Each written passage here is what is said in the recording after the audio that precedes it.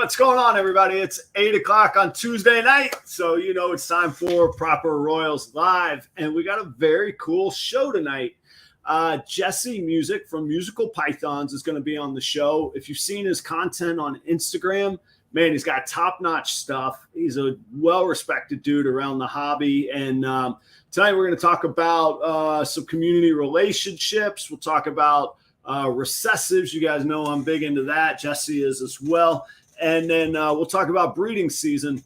Jesse's got an early day of work tomorrow, so we get about 30, 45 minutes of quality time with him. And then stick around. When you hear me say goodnight to Jesse, I'll keep the show going for a little bit. That's usually when we are hitting that the audience is at like 40 or 50 people. So if you guys got topics you want to discuss later or hang out afterwards, we'll do the usual 60 to 90 minute show. Couple shout outs and updates. I want to say hey to Tito at Tradesman Exotics here in Jacksonville. Let me tell you what Tito, how he helped me out. We did some business this week. He breeds ASFs. Very cool. I got some snakes that only eat live, and I'd rather get them situated and rolling before I'm trying to work with them over to frozen thawed. Anybody in the Northeast Florida area that's looking for some breeder ASFs or good quality snakes, check out Tito at Tradesman. He's actually in the audience tonight, and he didn't know that I was going to be saying hey to him. Not only do they have good quality ASFs, the guy delivered to my house, man. We've all seen what gas prices are like. We all got busy stuff to do in our lives. Man, he took the time to deliver the ASFs directly to me. Tito, thank you very much, man. A class act. Also, he was wearing a Ramones t-shirt, and, sort of tattooed on my heart would be a Social Distortion Skelly tattoo. So, man after my own heart as well with the Ramones shirt. So, thank you, Tito. I appreciate you. Mark at 403 Fauna, good old buddy of mine on ball pythons. He's got a new cool video out. And he says he's starting a dart frog bioactive setup. And I am too. I promised Charlie for his birthday we'd get him some dart frogs. So we got to compare notes, Mark. I hope that you're well. The videos are good. And you're almost at 500 subscribers, man. If you're not already, guys, go check out Mark at 403 Fauna. Quick shout out to Nicole Tisdale at Lady Tiz Exotics. She approached me this week about becoming a sponsoring proud partner of Proper Royals. And I couldn't be happier. We worked out a deal. This is not the sponsor episode. We'll do that later, but I just want to tell her thanks. Lady Tiz Exotics is the name on YouTube. She got Burmese pythons, reticulated pythons, ball pythons, boas, Asian water monitor, tegus.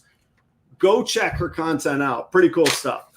Tonight's episode is brought to us and sponsored by the good people at BandSReptilia, and that is Chris Shelley up there in Pennsylvania.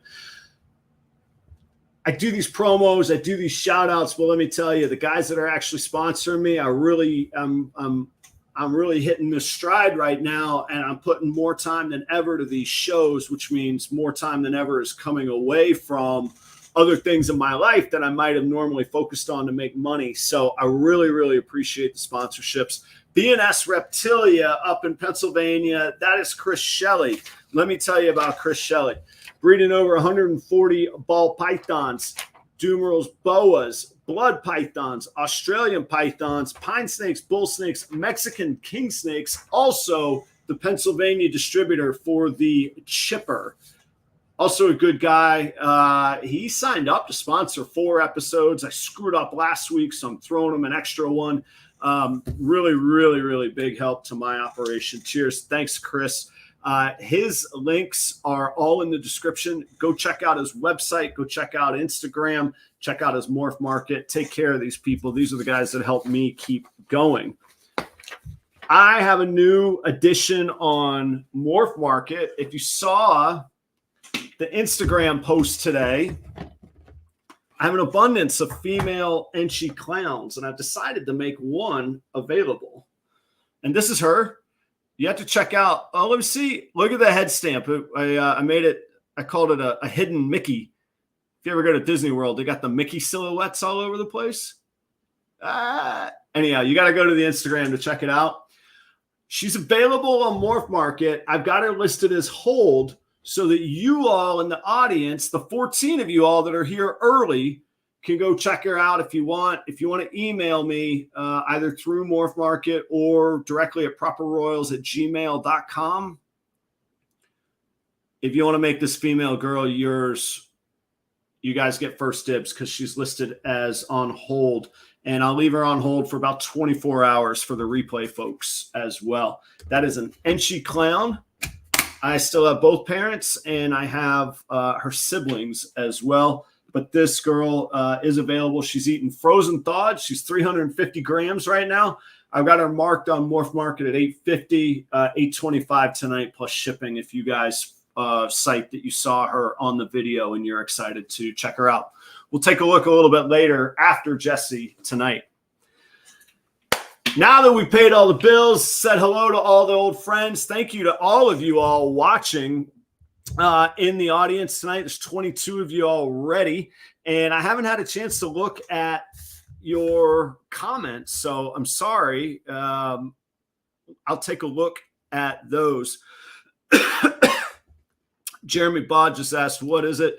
Jeremy, that is a clown Enchi female. I'll bring her out again a little bit later. We're on a little time crunch with Jesse tonight. So I'm going to go ahead and bring Jesse in as well, and we're going to get the show started. So, guys, welcome Jesse Music from Musical Pythons right down 95 to I-4, Sanford, Florida, right?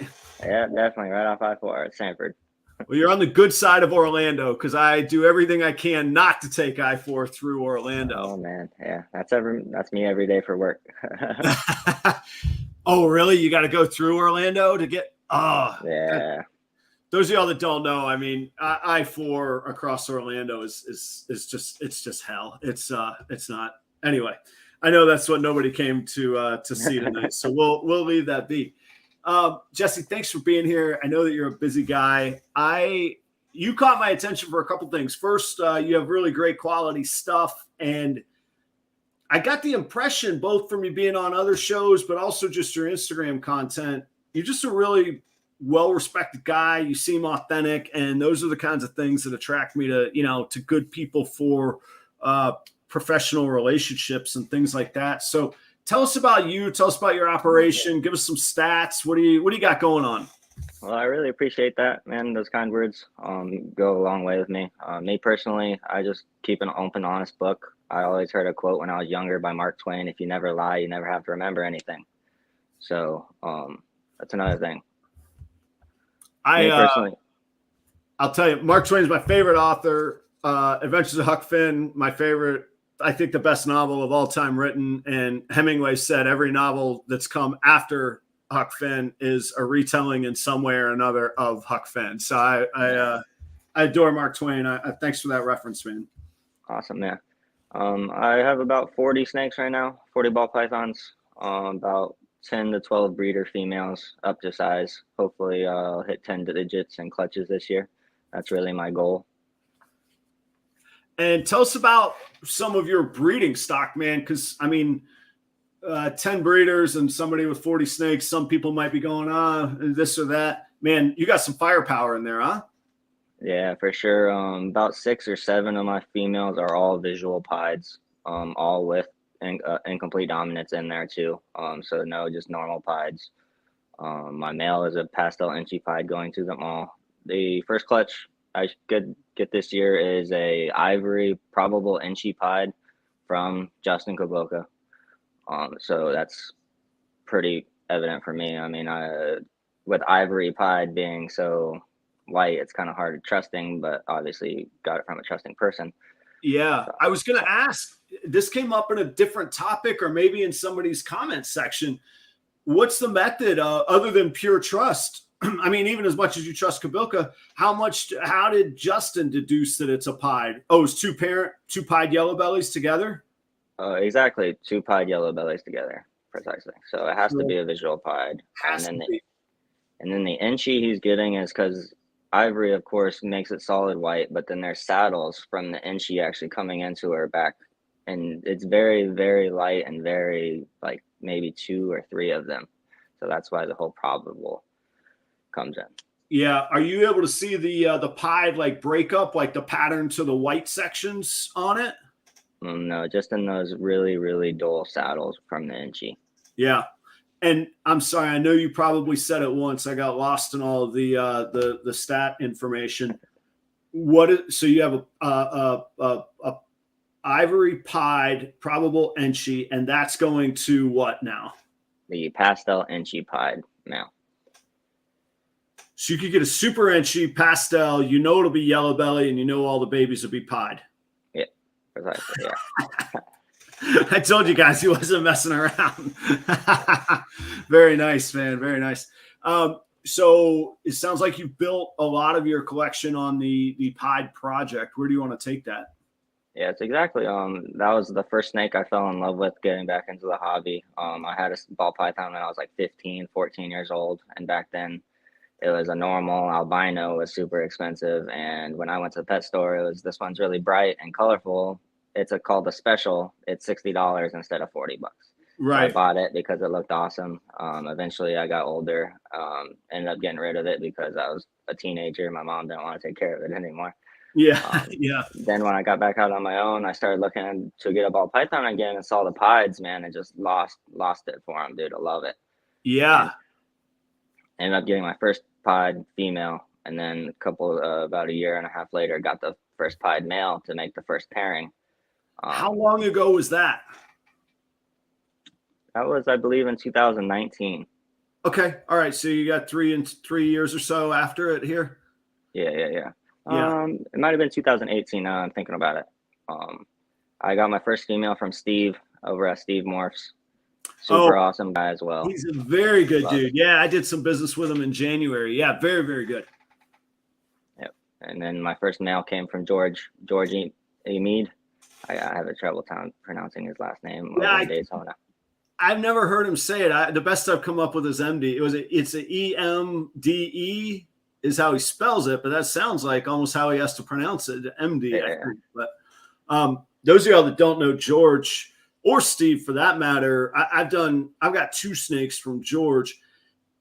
Legitimately one of the nicest, most caring people with like just fire, like he's so low key, and then you see what he's got and you're like, holy cow, dude, it's unreal. Works his butt off at the trade shows, man. He is in his element at the shows when he's there. Anyhow, George is a really good dude. I've been trying a long time to get him on the show, and he's always incredibly gracious, always replies, and he's just like, man, I'm just busy. I don't know if that's my scene kind of thing. But I mean, I bet he does 25 shows a year. I mean, he's constantly going. He's everywhere. Yeah, I see him at just about everyone I go to down here in Florida. So yeah, like it's not my business, but I want to ask him sometime. Like, I wonder what he grosses in rev. I mean, because he's selling. I mean, his cheap snakes are $600. I mean, he's selling exactly $2,000, $3,000, $4,000, $5,000 snakes. Like,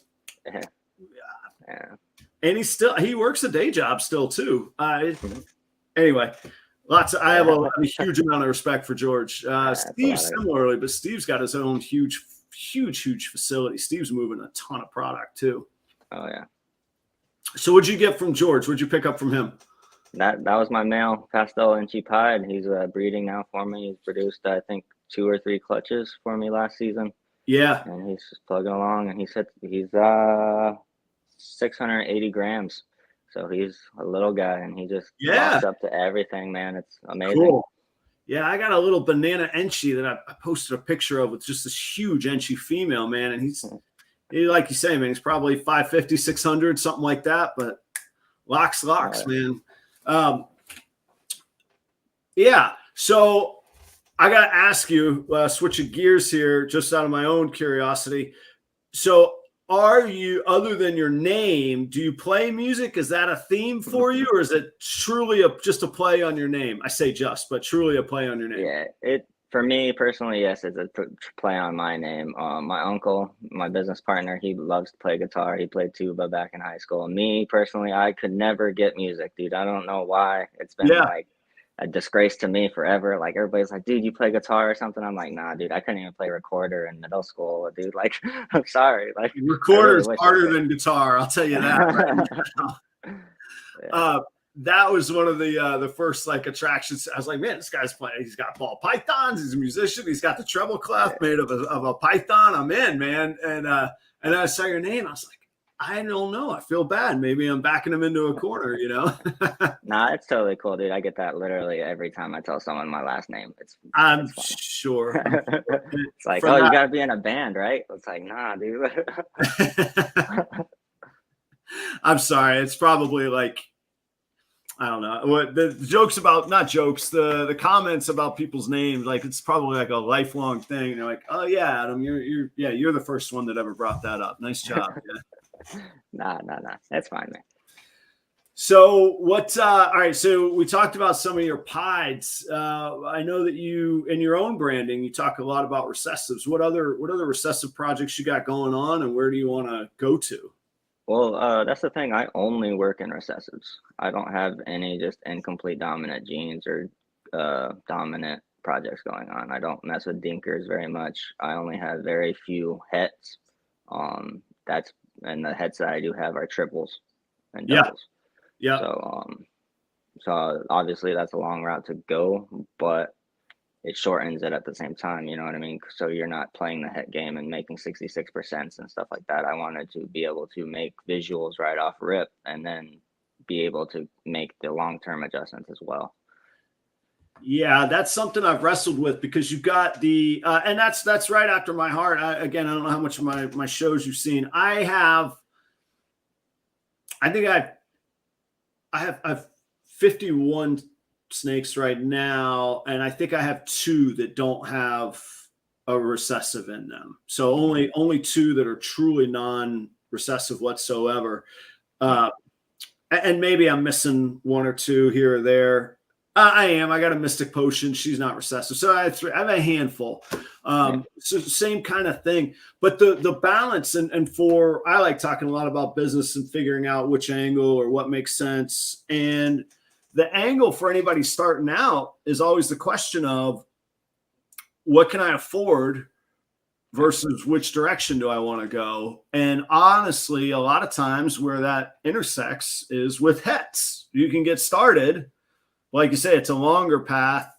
It's a harder sell for marketing because you got the 66% problem that you can't get full value for your animals, any of them, even though 2/3 of them are statistically going to be het. So it sounds like you opted for spend the money, shell it out front, and stay focused with a little bit more focused collection than a wider one of hets. Is that right? Yes, exactly. And then the hets that I did go for were obviously, like I said, the triples. I didn't get very lucky with odds. I only got 1 female out of that pairing, so I ended up having to get rid of 6 males. Oh, you produced them yourself? Yes, exactly. Yeah.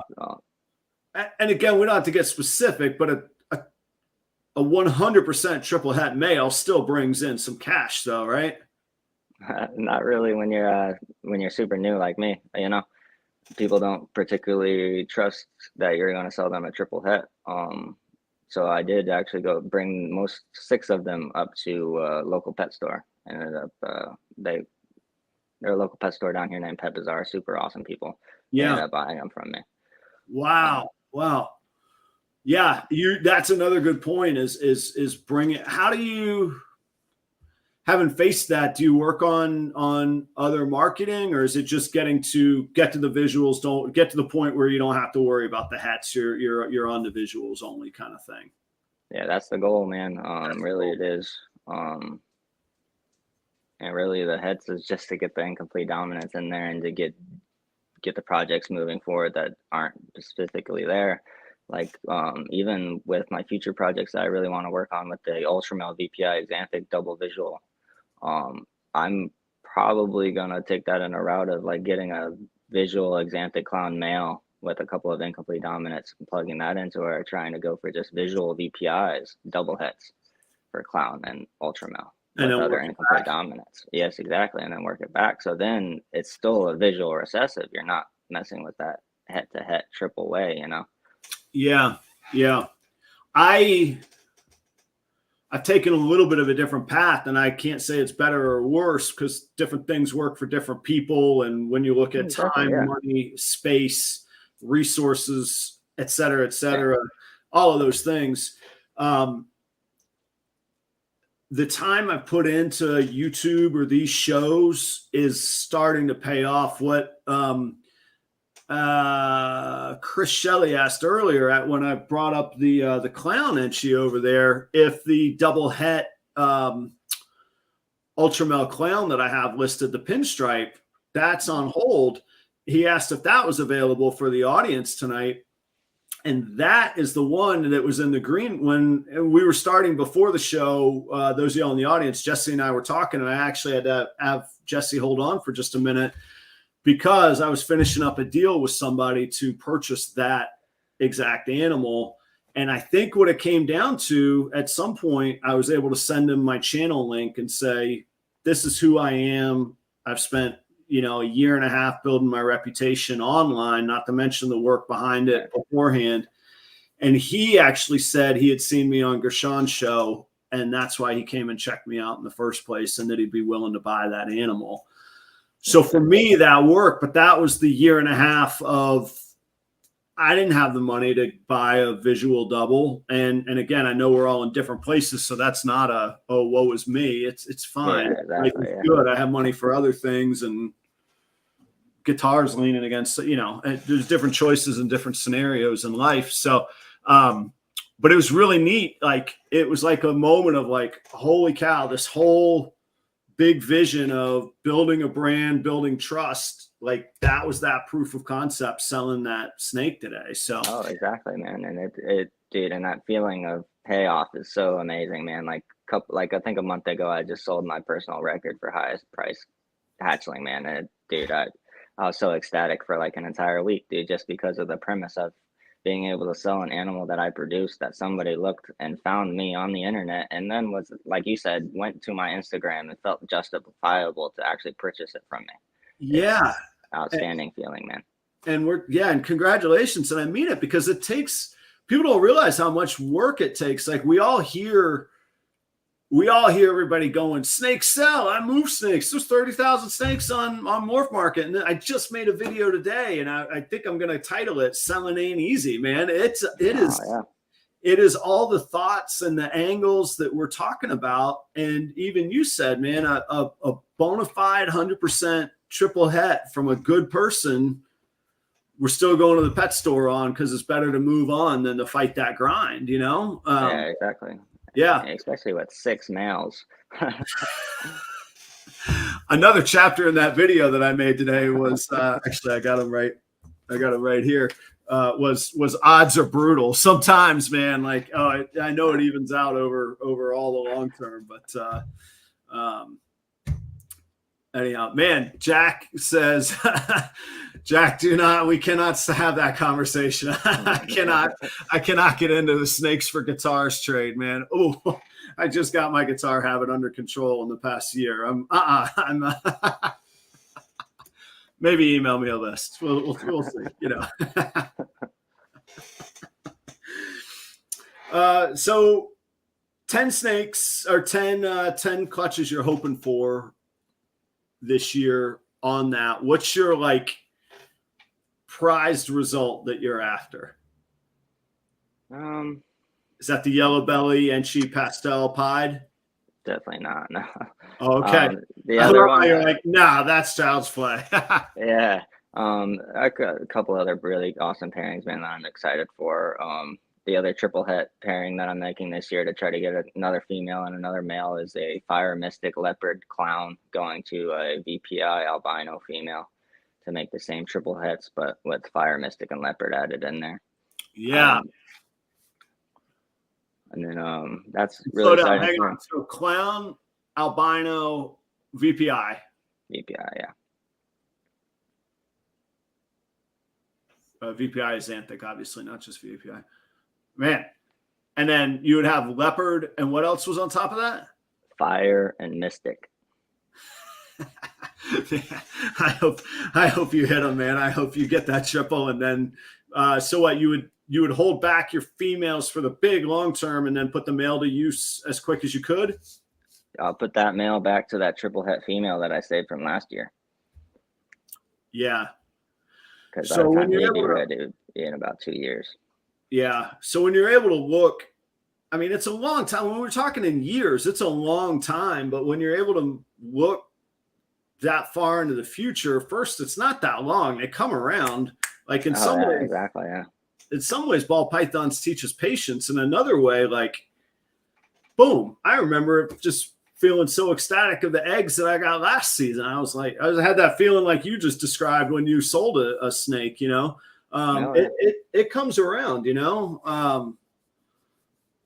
And that's the thing, it comes faster than you expect, man. So you really have to plan. And if you don't plan and it all of a sudden pops around, then you're just kind of stuck in the water, dude. You know? Well, yeah, and you mix up one pairing and you could be owning that pairing, even with split clutches. So yeah, John, I did a video a while back now. I think John at Inquiline talks about it a lot. He loved it, but I literally drew lines on big sheets of paper from every snake I own, from every male to every female, and I wrote what they could get. And until I was like, there's the plan. That's the one right there, you know? Oh yeah. Because what's that? Another pairing I'm super excited for is my only het girl that I purchased. And she's a leopard spot nose, 66% het clown. But she's sitting at 2,100 grams, and she was also paired to that Fire Mystic leopard clown. So going for a super leopard Fire Mystic spot nose clowns. That's like the Turbo Batman, right? Yeah, Yeah. And then, God forbid, she's not het for clown. You got the 33%, but then you'll have 100% hets if you hit all those combos. I mean, any combos you hit will be 100% het for clown. Precisely, yeah. Man, I hope that she proves. Me too. I know you do. Yeah. Man, I love this conversation because I talk about some of this with people, and everybody's role, everybody's angle is different, but everybody says that we can't work multiple recessive projects with 40 or 50 snakes or you know, one ARS 50/40 rack. But I love what you're doing. You're staying focused. You keep the home run hitters, you keep the big ones, and you move on quickly. I mean, you're decisive. And I mean, when you telling me that you took those snakes to the pet shop tells me that you're decisive and focused on you're playing the time and resources game, and you can't have anything getting in your way on that. Yeah, definitely, man. Time is money, and space is relative, man. Really, I can't afford massive facilities like some people can. You know, I have a spare bedroom, luckily, that I can have all my reptiles in, and so that way I can have about eventually 40, 60, about another 40 racks. So I could probably about have 100 breeders in here. Yeah, I'm at the point, short of converting my whole garage, which I've partially done, but I would have to insulate my whole garage and then probably seal off the door, so I wouldn't get the benefit of bikes and beach chair storage. I'm pretty much at the capacity in the room that I have. Maybe I could get probably another 30 or 40 snakes. So, you know, maybe I would have 80 snakes one day at the end, short of having to buy another house or another facility like you're talking about, you know? Yeah, exactly. And I really did plan for the future too. I have grow up room for about 60 more snakes. So, and that's not counting the holdbacks I already have. So literally I have the room, I have the time. Couple of snakes I have are really, I guess, can't think of the word. My super pastel pinto pied, she ended up turning super gray after a couple months of having her, and I've talked to a few different breeders now, and I guess she might have some crazy new gene called blue steel. I don't know if it's relatively new or it's untapped. You know what I mean? So really, with all her babies, I'm gonna have to keep all those and really grow them up and see what happens to those. So that's gonna take a lot of space. I saw that snake on your Instagram, and I don't know if it'll focus. Oh, the first ever hand-drawn emoji that I've ever drawn in my life is at the end of that. That is the man. I was like, I never seen a snake like that. Like, you guys, you got to go check it out. I was going to ask you about that. First, I didn't know. I had to do some research. So pinto pied is what, a Russo pied? Yes, exactly. It's Russo gene in the pied. No, just the Russo is the pinto. I don't know why they call it the pinto. Maybe because it's really, really high white and it makes a little bean shape on the top of their head. Okay, all right.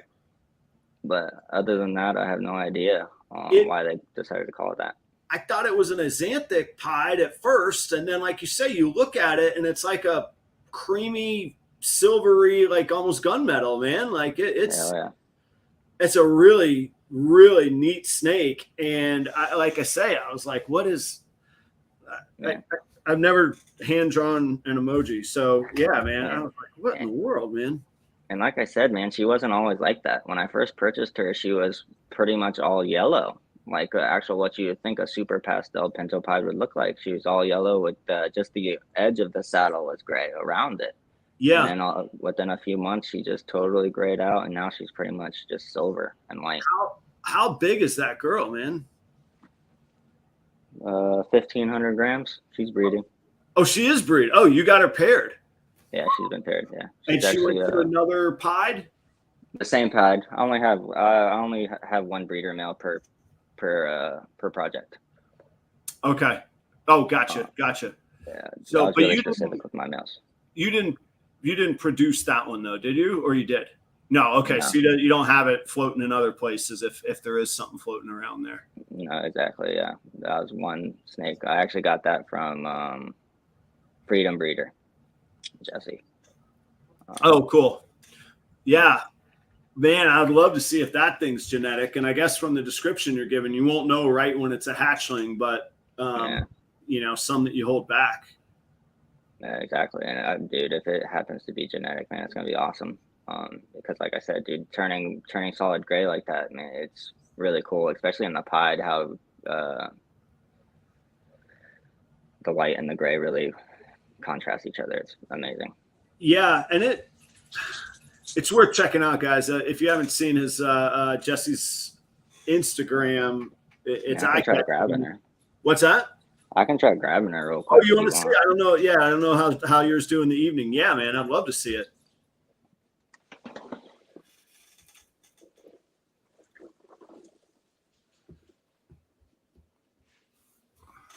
Hang on, let me get you on the big screen here. Nope, other way. There it is. So you got the silver gray black specks where the pied pattern would normally be, and that snake was easy to see visually before as a super pastel Russo pied.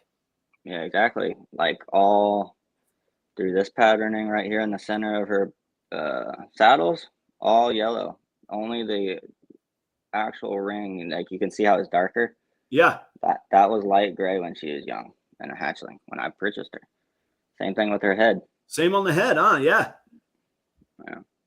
But she still, it's hard to see on camera and everything, she still has a tiny little yellow dot on her nose.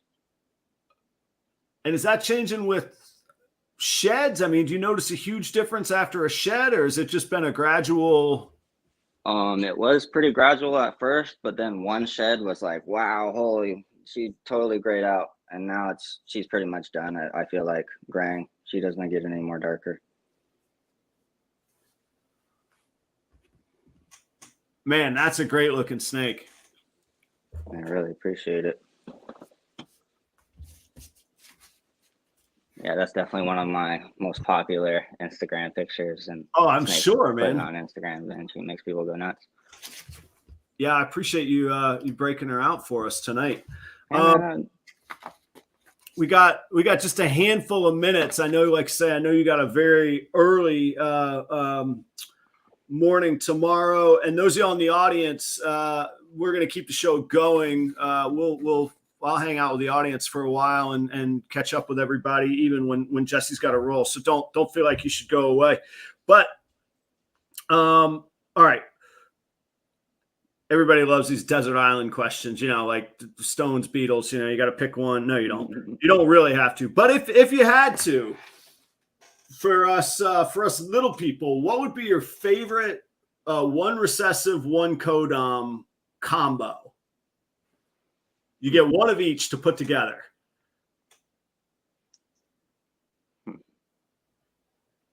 Like in my projects, or like just or just this is just being. I love what's that? I love it. I love Inchy Pieds, man. Inchy Pieds, solid combination, dude. Bringing a low white in, making the pattern change. I'll go all wacky, dude. Brings a lot of coloration in the banana pieds.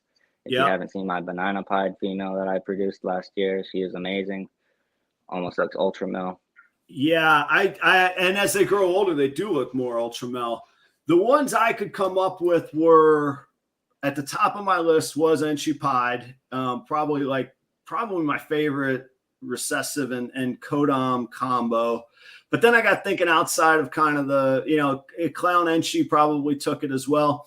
But then I got thinking about Ultramel, and I love like what Leopard does to Ultramel, getting like those purples on the high blacks. So then I was thinking Leopard Ultramel might not be my favorite. I love Lavender, and then I'm back to Inchy again because I like the peaches and the oranges and the lavender. But Orange Dream or Yellow Belly and Lavender, Orange Dream, Yellow Belly, Inchy Lavender would probably be like one of my dream snakes with just a single recessive. That's as far as I got. And then I was like, I need to stop playing the game so that I can play it on the show, Like chocolate Ultramel is amazing. Like I really want to get chocolate into my Ultramels. I haven't seen it. Have you seen a blackhead Ultramel? How purple does that get? Oh yeah. I'm pretty sure Justin Kabloka produced the blackhead Ultramel. Leopard blackhead Ultramel, I believe, was for sale a while ago. Yeah, amazing. That'd be a long-term project for me. I have those genes. It would be a while getting there, Oh yeah. Man, it's not a race, man. It's everybody own time, dude. It's really what you want to produce. Yeah, you're exactly right. And I do say that often, and I have to remind myself of that. We can't get into the competition like track. It just breeds resentment and disappointment when we should be excited about an egg. Like you say, man, selling one snake is amazing. In the last few minutes, one of the titles on the we talked about it at the very, very beginning. Talk to us about kind of the ball python community, what you see. I think I've seen pictures where you're hanging out with some of the other breeders and some of the other guys in your area. I see pictures with you and Barchek. Talk to us a little bit about the community and it just in general, your feelings on it. So far, man, I've had super positive reactions at the whole community, man. Everybody's had lots of love for me, dude. I mean, I'm not very outgoing or anything like that, dude. I'm not very highly spoken. I'm not anybody, you know what I mean? I don't feel like a big show or anything. So when I go to a show and somebody actually takes the time to spend 30 minutes talking to me about something and I don't even buy anything from them, that's huge, man. That's huge for me. And George, one of the guys that does it, Steve, one of the guys that does it. Yeah. I met Brian Brycheck at Gatorland. Everybody says he's an awesome dude, and it's true, man. He's borderline famous to me, dude. Like I was starstruck just being able to meet the guy. This guy's got 3.5 million followers, man, and that's up 500,000 in the past 6 months. Yeah, and he's always been a super huge inspiration to me, and like I said, man, when I was first getting into the stuff back in 2018, everybody said it was a horrible hobby to get into. Everybody was mean and stuck up and stuff like that, but I've had completely opposite experiences. It's wild to me. Yeah, I fall on the side that you're on. I wouldn't say stuck up experiences. I had some experiences that just weren't my cup of tea, which is sort of where I was like, why don't I shut up about complaining about it and just do my own show, and I can make the content I want to see, kind of thing. And that's not a shot at anybody else. It was mostly, we were talking some before the show started, you know, the 3-hour marathons where, you know, it's not about the ball pythons or the community or the people in it anymore. It's just dudes hanging out, which there's nothing wrong with that because they do well at those shows. But I was like, we could have a little bit of a focused core attention, you know, attentive segment each week. And I was like, I'll try it, you know. No, I love the community. Jesse, I want to continue sometime in the future. I know you got to run tonight. I appreciate your time. I appreciate you coming on the show. Where can people find you? I know on Instagram we've talked about it. Any other places to catch up with you? On Instagram, I just started posting on Facebook a little bit more since they did the whole link thing to where you can link your Instagram to Facebook and automatically post. So I've been posting on Facebook more. Same thing, just musical pythons. If you look up my name, I'm sure it'll pop up. And then Morph Market. You can look at all my stuff on Morph Market. I don't really have anything available right now. I do have a male pastel pied. I did have a couple breeder females available, but they go quick. Yeah. They do. Well, I hope everybody will come check out your content. I could personally vouch it's worth checking out. Hey, we're close enough, man. I hope we catch up sometime. I'd love to certainly catch up at a show. You're going to be over at Daytona this year? Oh, of course. Yeah, definitely. Yeah. I'll probably be down at Kissimmee this weekend or next weekend. I'm not sure what date it is. If anybody wants to say hi, man, just come up to me and say hi. Like I said, I'm not the most outgoing person, but I'm not push off at all. I love when people come and say hi, man. Very cool. I got to get down and see you and George sometime. I know y'all are real close to each other, and I want to come hang out. So, Jesse, thanks for hanging out on the show tonight. Best to you. Let's do it again sometime soon. Hey, thank you so much, man. Reach out. All right. Cheers. Thanks, Jesse.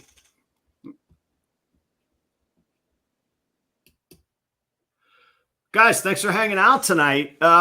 We'll switch to a open chat forum. Jesse, was great to hang out. Obviously, the show goes a little bit longer usually, and I'm always kind of thinking of topics I would throw into a live solo show. I do those. I try not to do them very often because they are hard. They're grueling. But I try and think of topics I would put in or talk about. And I talked some at the beginning, man. I've just been blown away with some customer service, community relationships lately. I don't know if Michaela's Farm is in the audience tonight or not. She lives just south of me. She bought my old racks, and you just never know the impressions that you make on somebody. I was talking to her just in passing about how on these opaque tubs, man, the snakes just come flying out at them. And we, without going into too many details, we worked out a payment plan so that she could take the racks right away. And I've known her as a customer. And basically, the long story short is, out of the blue, she texted me the other day, "Hey, I got a tub puller on the way for you, so those snakes don't jump out at you anymore. Just want to say thanks for helping me out." I didn't think I was helping her out. I thought I was making a sale, and I was getting helped out. It was a good sale. So it was really cool. I told you all about Tito at Tradesman at the very beginning. And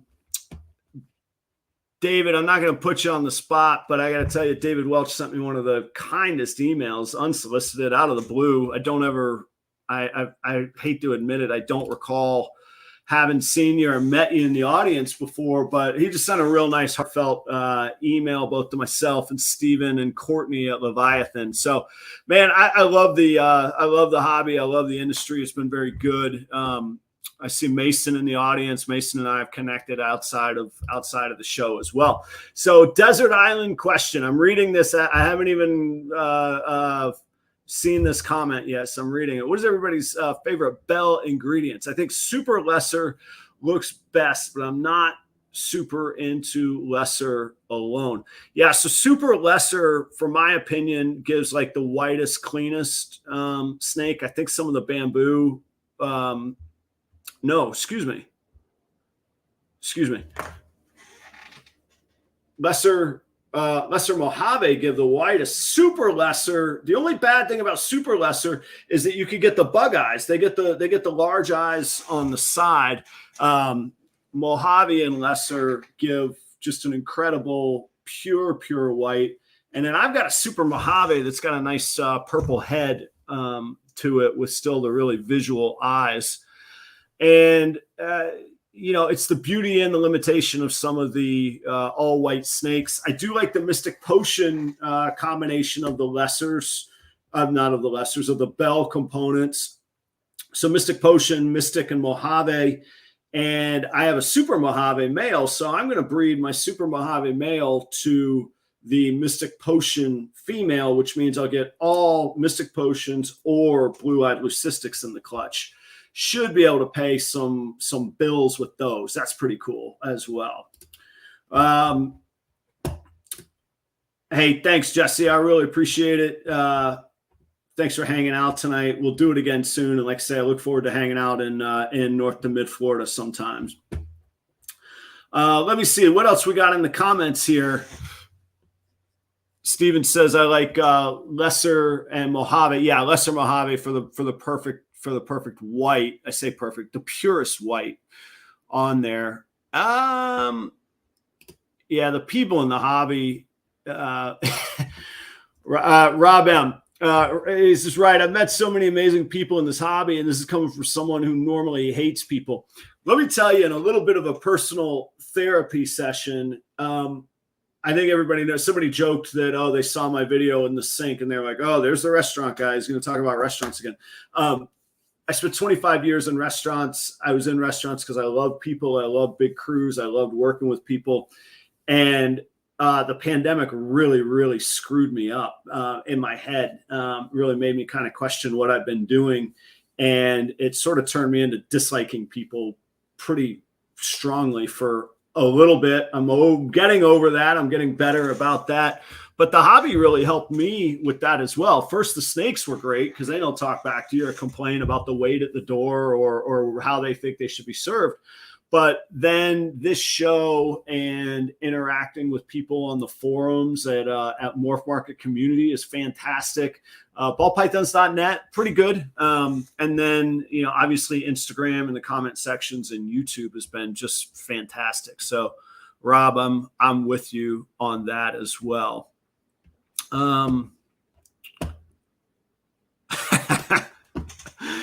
Chris Shelley says that sink is sexy as hell, Adam. I was joking with Chip from Regisfera earlier tonight. He says, man, that was the first time I ever got to actually see the sink. I've heard about it. He goes, yeah, it's pretty nice. So I was joking with him. One day I'll be known for the snakes I'm producing, but right now it's it's a sink. Man, that would be. No, I'm not going to do that. I'm not going to post a picture of the sink every day.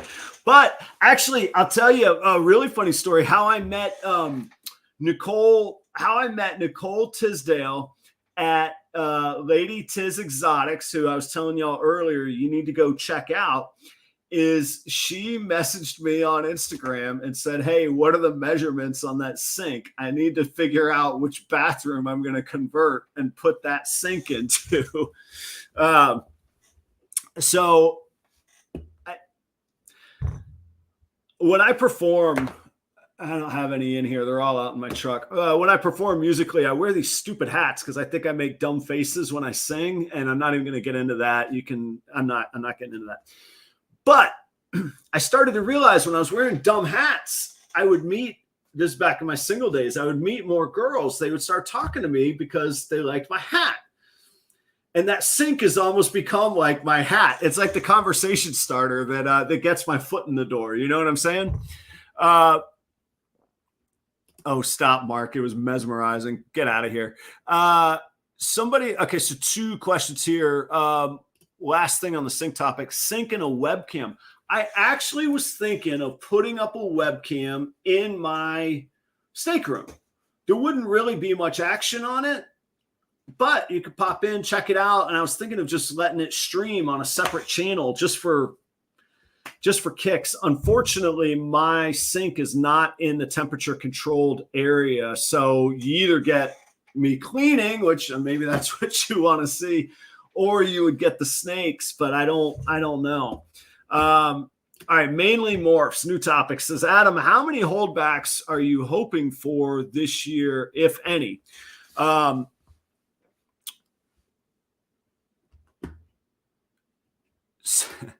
Singing stream at 2,000 subscribers. Shoot, man, I'll do a concert for 2,000 subscribers. All right. Back to the mainly morphs question. How many holdbacks are you hoping for this year, if any? So philosophically, everything that I'm making, I'm willing to hold back something from it, other than probably that blue-eyed. Oh no, that's next year anyhow. Next season will be the blue-eyed leucistic with the Mystic Potion. That's truly a business endeavor. People love white snakes. People love those Mystic Potions. I can sell them. That'll help with some cash flow. Fine. This year, I would keep some of everything. Oddly enough, I might not keep any Enchi clowns. I'd like to upgrade my current Enchi clowns to super Enchis, but I'll keep the super Enchis to be able to breed some of the males that were holdbacks from last season that I acquired in that big operation purchase that I picked up. So I alluded to it some with Jesse. I'm in a situation where I have to consider how much space I have, how much money I'm willing to put in. And I'm in the situation where I'm chasing a dream of really seeing if this can be like my income, my revenue. So I've got to really balance business with personal. Oh man, I want to keep everything. So I have a limited space. I've got to look at cash flow and revenue and income, because if I'm good at this, it means I don't have to clock in at some other job ever again. Maybe not ever, for a little while. So putting all those things together, if I can upgrade what I have. So like, for example, if I can make a super Enchi clown, I don't need to keep after this season, once the eggs come, I'll list my breeder male clown for sale. I have another pastel clown that I'm going to hold on to him. But if I produce a pastel Enchi clown this season, the pastel clown is going to need to go as well. And that's where it starts becoming business versus pets and versus hobby. I've got a few that are breeders, but they're my pets as well. A few that I won't get rid of. So it just depends on what I hit. I wouldn't mind upgrading. I would probably hold back 6 to 8 to 10 snakes this year with the intention of selling 4 to 5 or 6. So really I'll add maybe 3 to the number of collection, but I want to be constantly upgrading. Like I was discussing with Jesse, I'm mostly at the space that I have. I'm mostly at the space I have. So that's that topic. All right. Again, another blind topic. I hope it's a good one, Steven. Question for Adam in the group. What do you think makes individual breeders stand out from everyone else in the hobby? And do you think it's important to stand out, or is it not necessary? All right. I don't know how many of you all caught what I was saying earlier. Tonight, before I keep holding up my phone because I'm looking at like the emails coming through. It's amazing. Before I started my show tonight, I worked out a deal to sell the most expensive snake I've ever sold. I'm thankful. I'm grateful. That's not me bragging. It's a double het, ultra male clown, pinstripe female. I have a handful of them. I don't need all of them. Again, I need to pay some bills. I need to look at cash flow. I'm not saying I'm going hungry selling snakes. I'm saying from a business standpoint, it's important for me to maintain those standards and treat this like a business. So I made a business decision to make that snake available. However, standing out, however I've been able to do it in my own little way, somewhere in there, that person specifically said, I've seen your videos. You're a good guy. I trust you both not to mess with me on a payment. We set up a payment plan and trust me on the double hets. So I don't know what the best way to stand out. Pete's sake, I guess I stand out for a sink. Who would have thought that was a business plan, right? You can't draw that up in a business class, but you got to find what you can in a way to stand out. You got to find what your stage hat is that's going to be the conversation starter. And that's what I would say. And YouTube has worked well for me on that. Facebook is not. TikTok is not. Instagram is starting to. It's starting to. I tried looking at some podcast options. I didn't try very hard. I might go back to that well. I might check that out. I'm not sure. So, getting out there, projecting who you are and your respectable best self is very important. And then, producing quality animals, cleanliness, healthy, full of integrity at every chance you can get, all those sorts of things. That's what I would say. Someone should do a segment. By the way, this is Phil, another person who has given me great support, including one of the proud partner sponsors. Someone should do a segment on morph market reviews for sellers. Phil, tell us more. The reviews that sellers should leave for buyers, or that the buyers should take the time to help out and follow up with the sellers after their experience? What do you see on that? Tito, a tradesman, says, honestly, to me, what makes a breeder stand out to me to show is, are they standing or sitting on their phone? Yeah, standing out online doesn't matter to me. Quality of animals does. Okay, fair. A little different than my take from my experience. But you're right, man. Standing or sitting on their phone. Are they engaged? Are they in the moment? When I was leading big teams in restaurants, man, a host looking down at their phone as the first impression of the restaurant just made me twitch, man, drove me crazy. You have people coming to your marketplace with the anticipation of giving you money, and you can't be bothered to get off of your phone.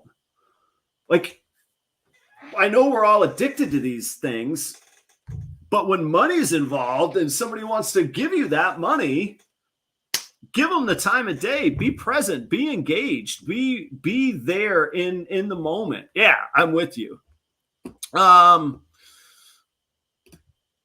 Jeremy says the reviews on Morph Market are super important. I'm not sure if Phil was talking which way he wanted the reviews to go, but for both, it's definitely important. And I'll tell you too, I put a lot of effort into every inquiry that comes across Morph Market, but I also click on most of the buyers, and you can look and see what animals they've been buying.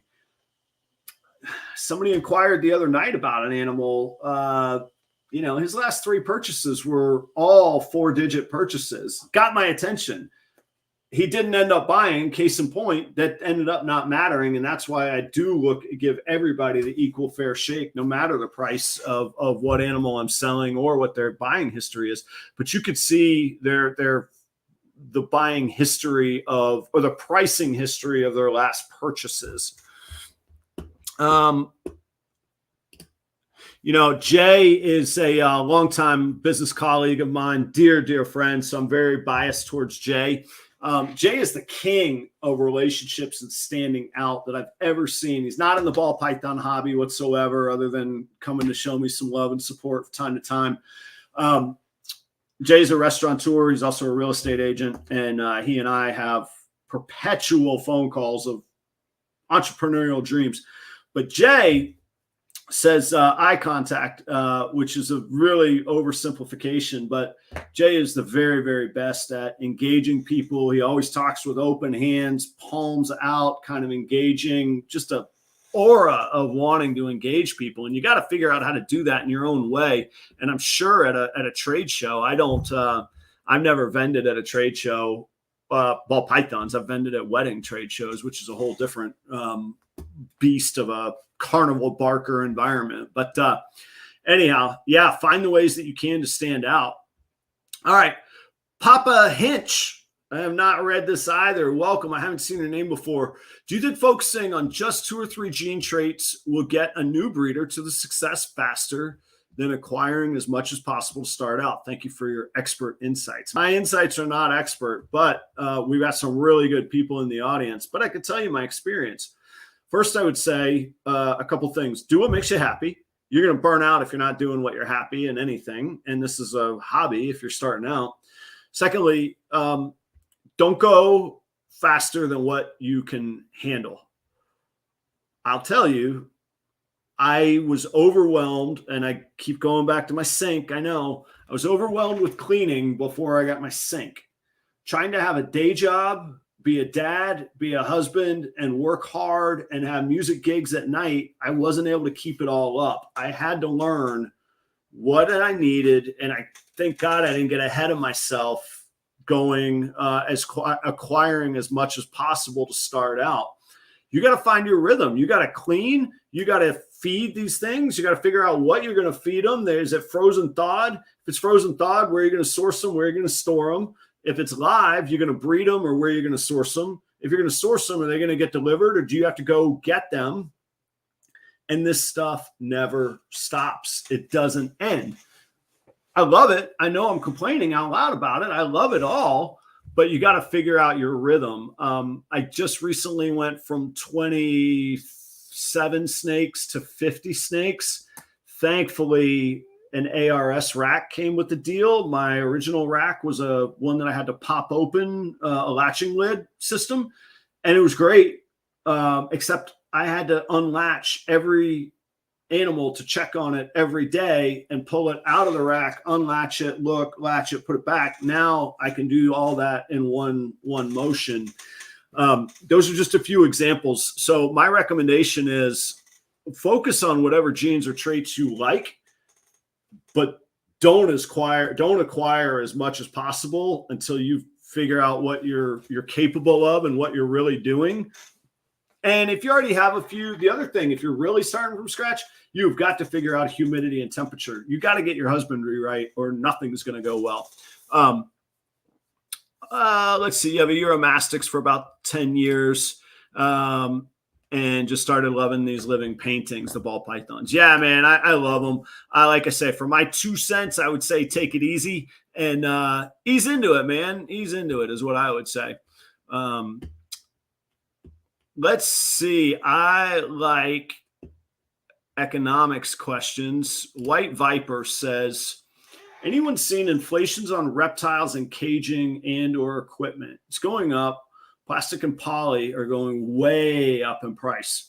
I haven't bought an animal at retail since January, and I feel like I got a fair price on that. But January is a little bit before this gas crunch. I could tell you, White Viper, I don't know is what I'm going to say. I will say that I've seen the prices of snakes on a huge upward trend the past 2.5, 3 years. I've been paying pretty close attention for that amount of time. However, stock market, the S&P, the NASDAQ, crypto, houses, and now automobiles have all been on that same trajectory. So it's easy for us to complain about inflation and the price of things, but we also our economy is growing at a pretty striking speed as well. I just happened to look at my S&P 500 index fund performance over the past 5 years. It's been in double digits every year. And I'm not saying my brilliant portfolio, I'm saying I have a fund that mirrors the S&P. That's all it does.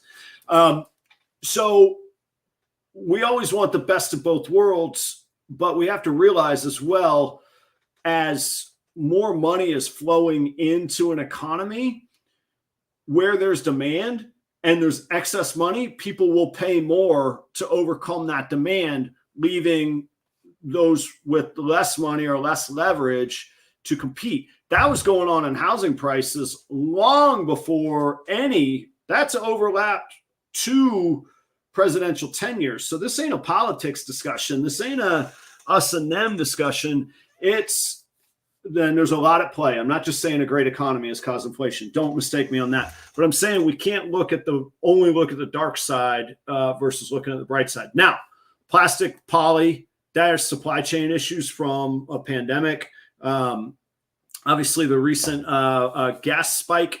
Although, again, the bad news always makes the headlines. Yesterday, oil dropped by 7%, the price of a crude oil barrel. If that were to translate to the pump, that would be an average drop of over 28 cents across America per gallon, which would get us pretty close back to where we were.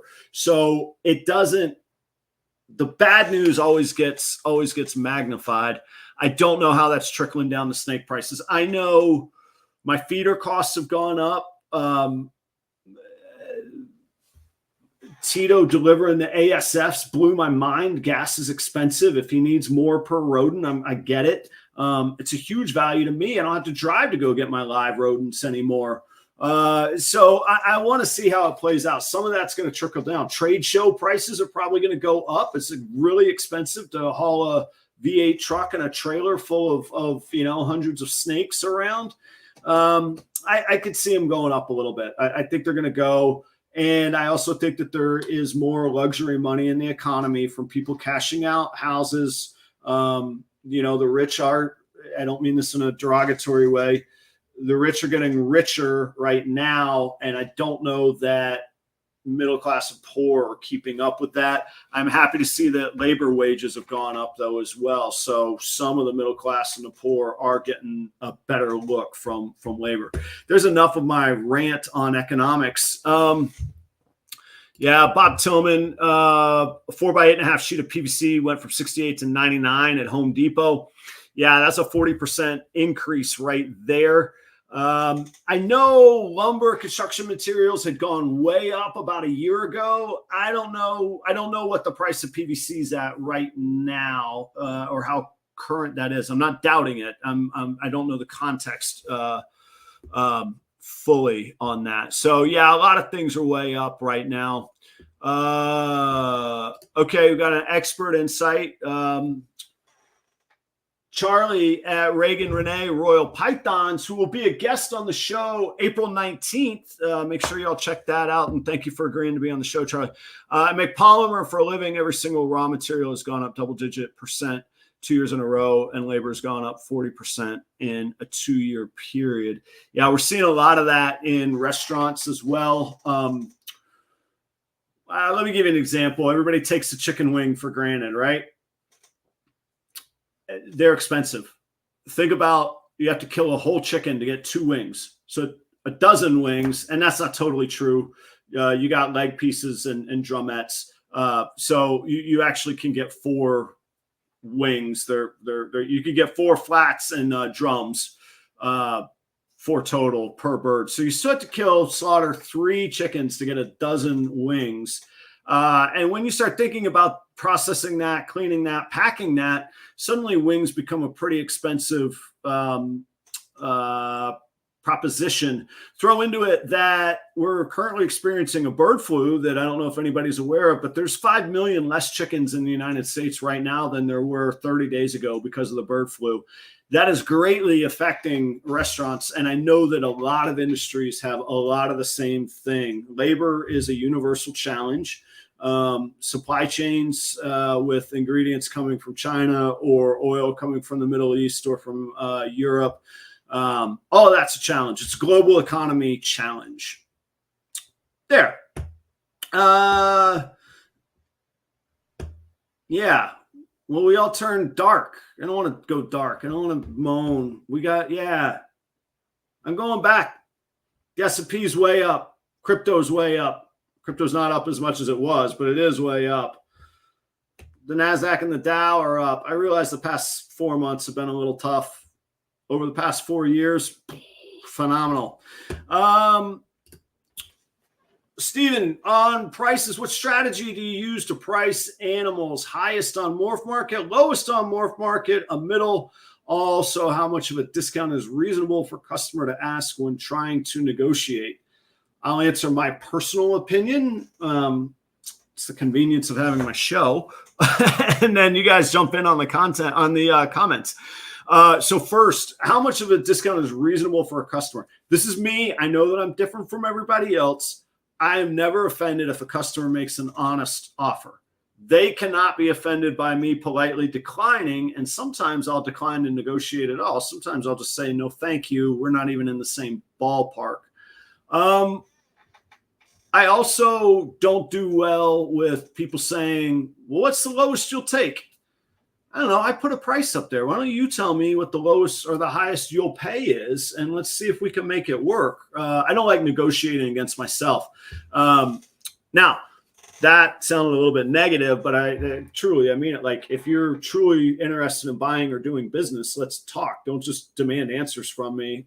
It's kind of how I feel, and I got to watch that as a seller. But what strategy do I use to price animals? So perfect segue. So I just listed this Enchi Clown female on Morph Market today. And what I did was, obviously, I looked up the same genes. And those of y'all that didn't see the gimmick here, it's a gimmick. The gimmick here is that this snake is on Morph Market right now, but it's listed as on hold. If you email me and you want this snake, and you go to Morph Market and you say, Adam, I saw it. Just email me. I saw it on your show. We'll talk and you get first dibs. I have it on hold for the audience members tonight. I'm going to leave it on hold for 24 hours and I'll open it up to general advertising. So this Enchi Clown, she's killer on the back. And then her head stamp, I don't know if you saw on Instagram today, has the Mickey head stamp. Look at that. The Mickey Mouse. The hidden Mickey. All right. So I went and I looked up those genes. Now, there's Kabilka Canova prices. If you want an Enchi Clown from Justin right now, you could get it, but it's going to cost you $1,200. And that's for a 2022, a very recent hatchling. That's a 2021, 350 grams, 6 months ahead of time, well started, all of that. I'm not Justin. So then I looked at the lowest prices on Morph Market and I look and see if I recognize the sellers and who the sellers are. Honestly, Tallgrass has one at the very same price. I respect the heck out of Tallgrass. They do a great job. I've got a couple animals from them. They have a 2022 priced at $750. I figured the 350 grams and known that it's eating well on frozen thawed, able to be handled, all of that kind of thing was worth another $75 to $100. So I priced mine at $850, knowing I would probably negotiate some and knowing that I wanted to offer it tonight at $825 for the audience. So that's how I went into pricing my animals. I generally will price higher and see if it takes on the market. So that double het that I had listed, I actually had it listed for $100 more for about 30 days. And I'm a nut for metrics. On Morph Market, you can look at your metrics. You can calculate your click-through rate, so your impressions versus clicks.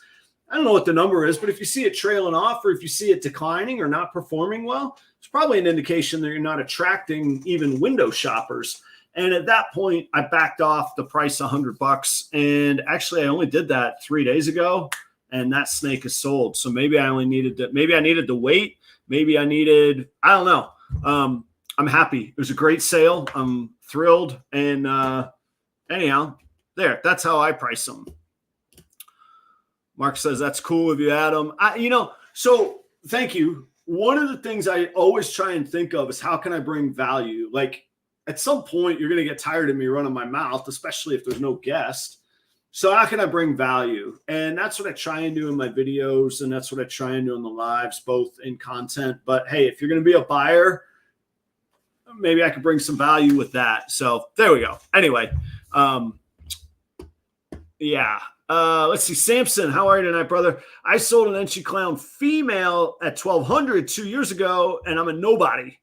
Price it at $1,200 and you'll get it. Well, timing's nice. I already said it's $825. Make it $825 tonight, and then I'll price the next one at $1,200, man. No, there's a lot of them on there's quite a lot on right now. I think there's market forces of supply and demand. And you might have gotten ahead of me on how readily available in the market they were. I'm definitely willing to try 1,200 though. Don't get me wrong. No, I'll honor the price on this one. I'm cool with that. We'll see. I should have a whole lot of Enchi clowns at the end of this season, to be honest with you. So we will see on there.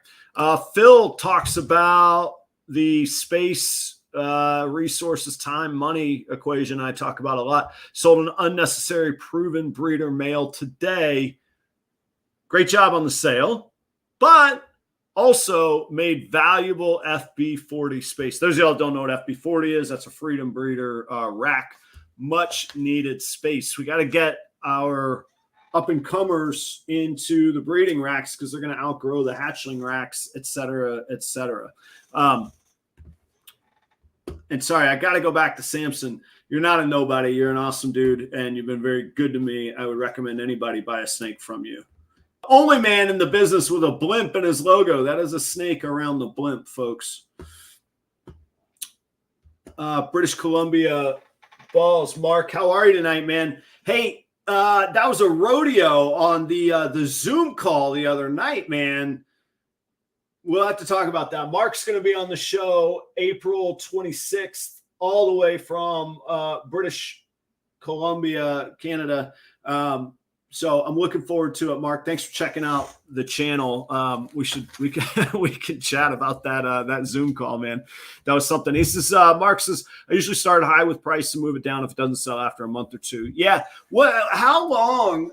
Those of y'all that want to answer, like how many days on the market would you say, just, anecdotally speaking, do you average? Like, I know that that's something like the J or real estate agents look at and track like methodically, like crazy. I track my daily metrics on YouTube a lot. I don't know how many my average days on the market are. So it must be not that uncommon to have animals sit for a month or two while you're working out the pricing or where that market's at. So let me know. I'd be interested to know. Yeah, I don't want to say anybody's name. We were on a Zoom call with a really, really successful, well-known person in our hobby.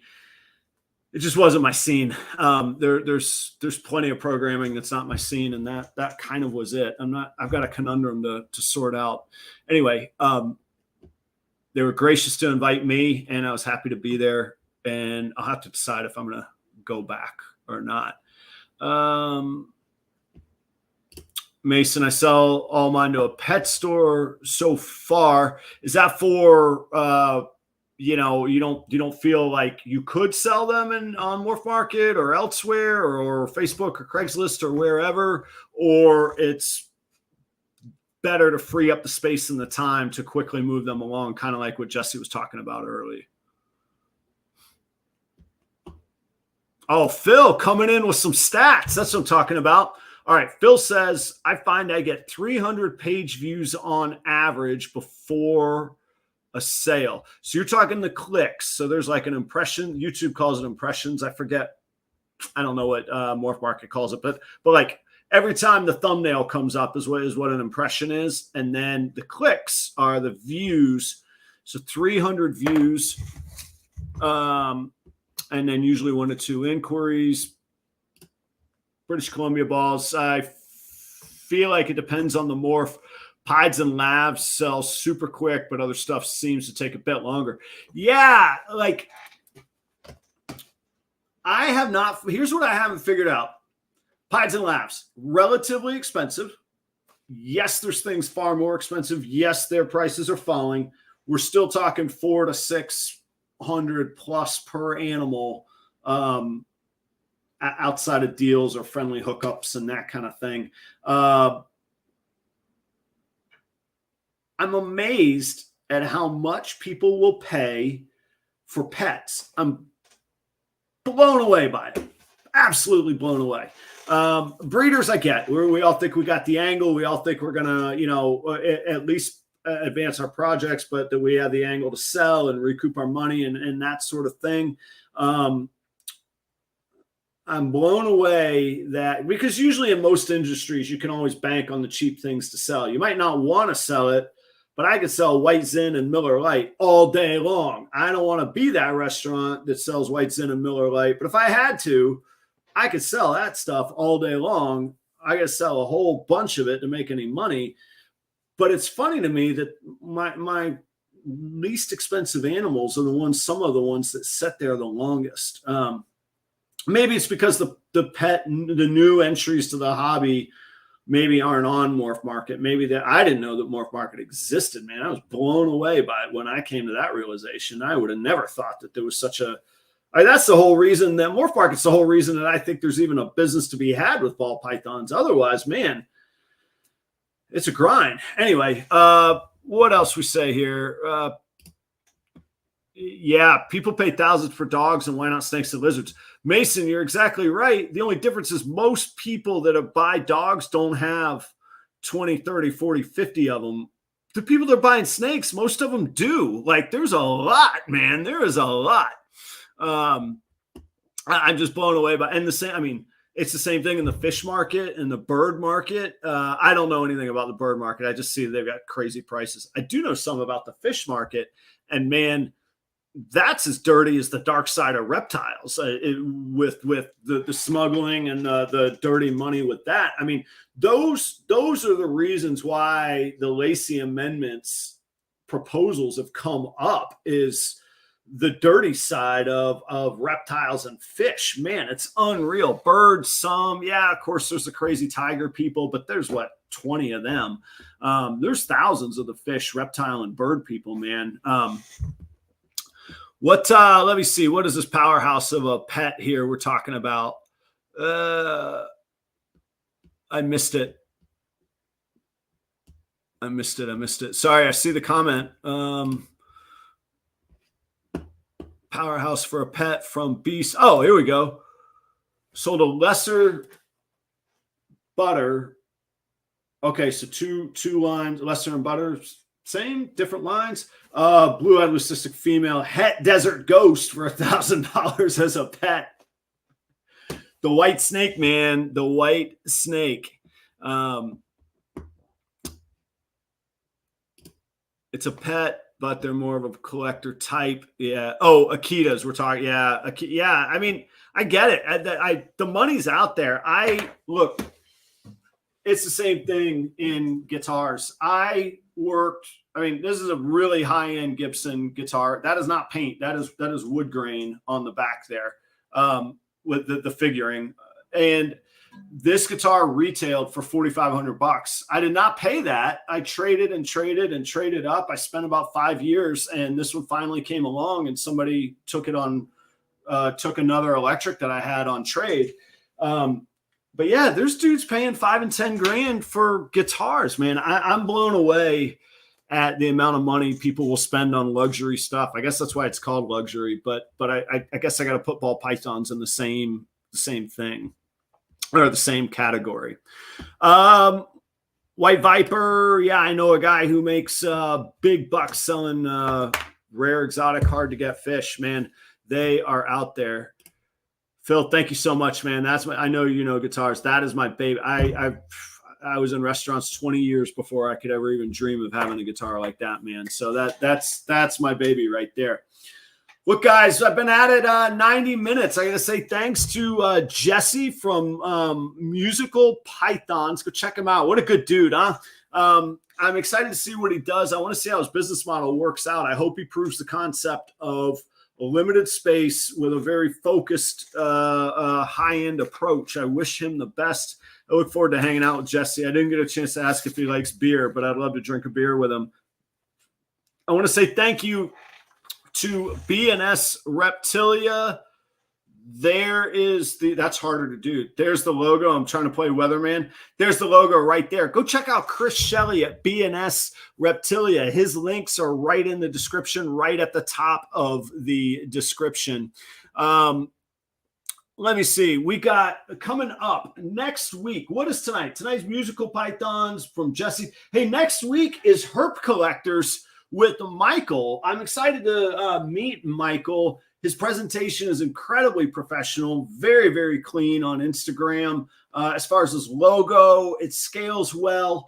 He's got great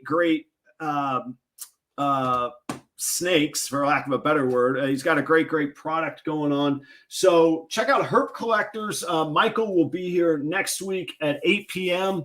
Charlie from Reagan Renee on the 19th. Mark from British Columbia Balls on the 26th. I don't have the 12th filled yet. I have a tentative. We'll see. I mean, one of y'all might get a short notice call. And then in May, Leviathan Snakes and I are going to get back together. It's been a while since we've hung out on the show. I'm looking forward to getting with them. Guys, it's time to start making plans for Daytona. I'll be in Daytona. I'm going to stay overnight this year. And I'm excited to hang out.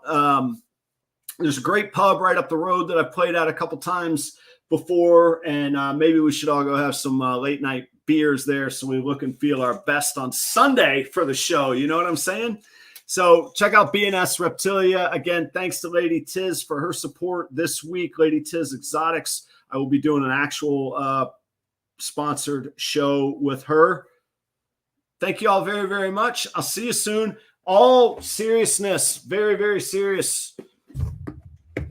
If you're interested, if the money ain't right now, but you want to do payments, I really appreciate you guys. You all get first dibs on the female Enchi Clown with the hidden Mickey head stamp. Check out pictures of her on Instagram and my morph market at Proper Royals. Cheers, everybody. Thank you very, very much as always. I'll see y'all next time. Adios.